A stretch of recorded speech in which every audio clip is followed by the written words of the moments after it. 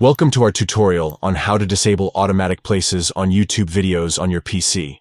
Automatic places can be convenient, but there may be instances when you want to have more control over the places displayed in your videos.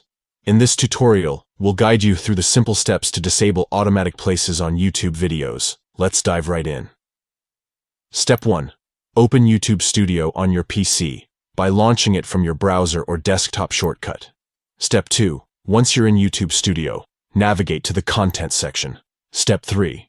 Select the video for which you want to disable automatic places, and then click on Details to access the video's settings. Step 4. Scroll down to find the Show More option, and click on it to reveal additional settings. Step 5. Look for the Featured Places section and disable the checkbox to turn off automatic place suggestions. By following these quick and easy steps, you can disable automatic places on YouTube videos on your PC. Thank you for watching our tutorial.